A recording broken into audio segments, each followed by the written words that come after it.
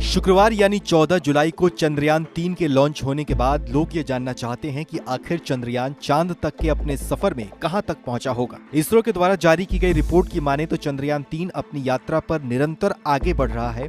बेंगलुरु में चंद्रयान 3 का पहला ऑर्बिट रेंजिंग मैन्यूवर को सफलतापूर्वक पूरा कर लिया गया है। अब ये अपने दूसरे ऑर्बिट में पहुंच चुका है। इसरो के वैज्ञानिक चंद्रयान के मूवमेंट पर लगातार नजर बनाए हुए हैं और लगातार इसमें लगाए गए उपकरणों की निगरानी की जा रही है। अब सामने आई रिपोर्ट के अनुसार चंद्रयान तेजी से अपने लक्ष्य की तरफ आगे बढ़ रहा है और इसमें लगाए गए सभी उपकरण बिल्कुल ठीक तरीके से काम कर रहे हैं। वैज्ञानिकों के अनुसार चंद्रयान 3 को चांद तक पहुंचने में करीब 42 दिनों का वक्त लगेगा। इसरो चीफ एम सोमनाथ के अनुसार चंद्रयान 3 23 अगस्त की शाम को करीब 5:47 पर चंद्रमा पर लैंड कर सकता है। ऐसे में भारत उन 4 देशों की लिस्ट में शामिल हो जाएगा जो चांद पर पहुंच चुके हैं। हालांकि गौर करने वाली बात यह है कि भारत के जिस चंद्रयान 3 को चांद तक पहुंचने में लगभग 45 दिन का समय लग रहा है, उस मिशन को चीन, अमेरिका जैसे देशों ने महज 4 दिनों में ही पूरा कर लिया था।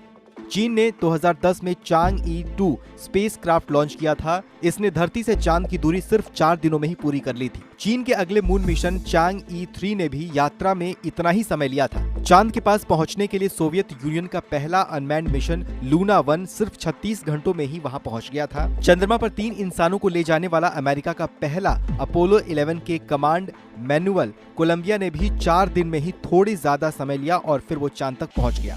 ऐसे में सवाल यह है कि भारत को इस मिशन में इतना समय क्यों लग रहा है।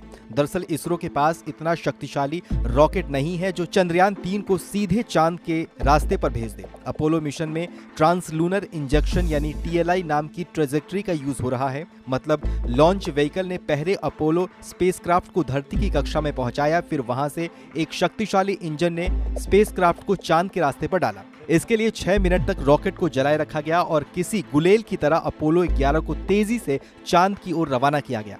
लेकिन सीमित संसाधनों और कम खर्चे में इसरो ने जिस कामयाबी के साथ इस मिशन को पूरा किया है, वो काबिले तारीफ है।